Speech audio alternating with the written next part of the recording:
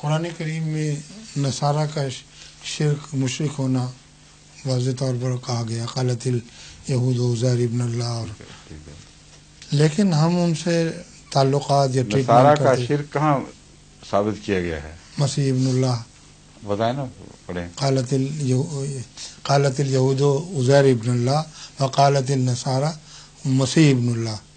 مسیح نہیں، مسیح ابن اللہ المسیح ہوگا، ہاں شاید المسیح، مجھے یاد، میں نے مطلب کہ اصل آیت سامنے ہو تو پھر بات کی جائے۔ ہاں ٹھیک ہے، مجھے یاد، مگر ہم انہیں مشرک نہیں کہتے عام گفتگو میں بھی، اور بلکہ جب ان سے تعلقات کیے ہیں، شادیاں کی ہیں، ہم انہیں پریفرنس دیتے، ترجیح دیتے ہیں کہ یہ اہل کتاب ہیں۔ تو یہ فرق کیوں ہے؟ آپ یہ بتائیں، کبھی ملتان دیکھا ہے آپ نے؟ جی نہیں، ہیں؟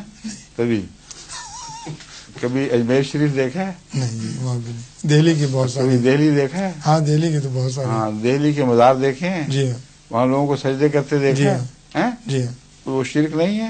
بالکل ہے۔ تو پھر کیا مسلمانوں کو مشرک کہہ دیں گے؟ مذہب مسلمان اور چیز ہے، مذہب نصارہ اور چیز ہے۔ ان میں سے بعضوں کا شرک کرنا اور ایک حصے کا ایسے مشرکانہ دعوے کرنا، اس کے نتیجے میں نصارہ بحیثیت مجموعی مشرک نہیں ہو جائیں گے، سمجھے ہیں؟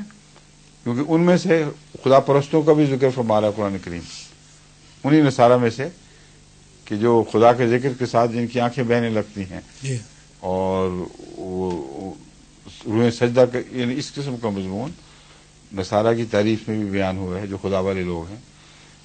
تو یہ قوموں کے اندر مختلف لوگ شامل ہو جاتے ہیں، لیکن مذہب کا نام وہی رہتا ہے جو آغاز پہ تھا، یعنی مسیح شرک لے کر نہیں آیا تھا، سمجھے؟ جی ظہور مہدی آخر زمان